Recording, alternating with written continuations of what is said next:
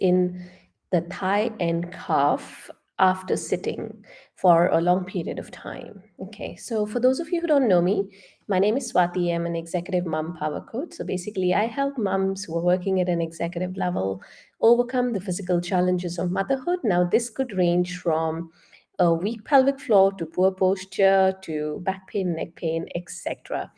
Now, going back to our topic for today, so that's 3 tips to manage tightness in your thigh and calf after sitting for a long period of time.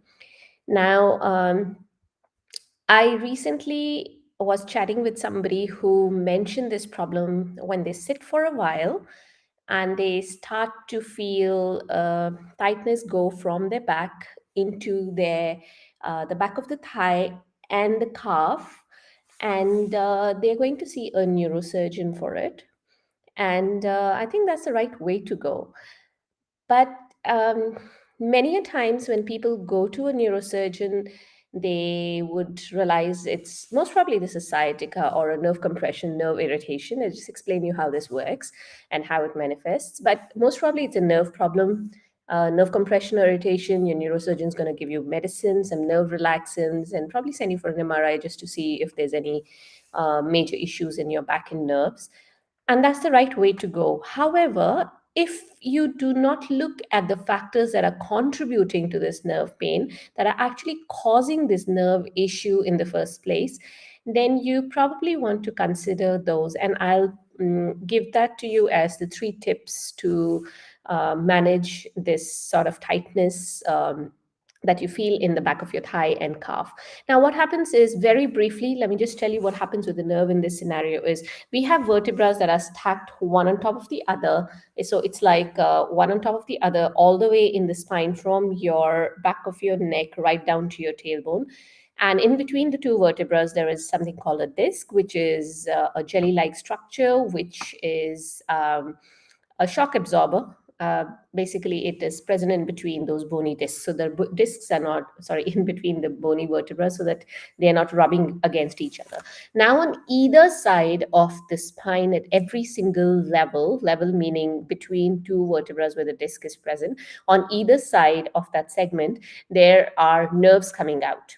Again, all the way from your neck till your tailbone.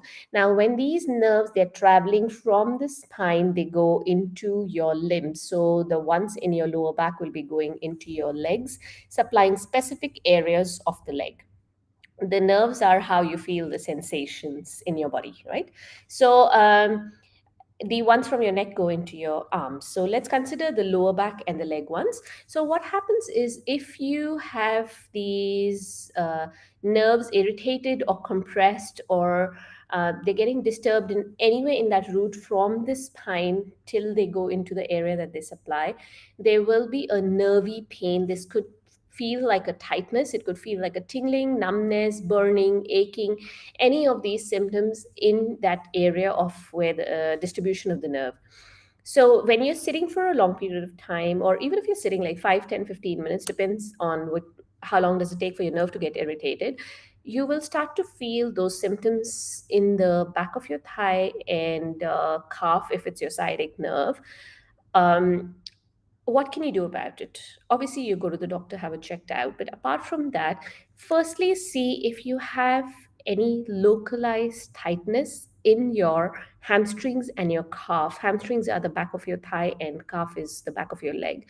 So, see if there's any tightness in those muscles. So, it could be that you have a nerve issue, plus you have a tightness, and then you want to sort out those tightnesses, stretch out those tightnesses.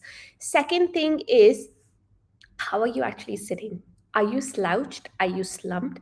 Are you sitting in the correct posture?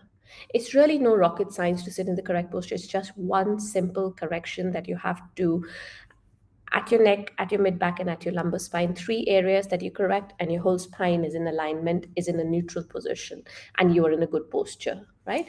So, that is the second thing, your sitting posture. Are you slouching? Are you slumping? Are you actually sitting where you're supposed to sit?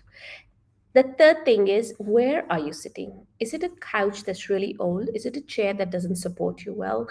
Is it a chair that puts your back at such an angle that you are slumped or slouched?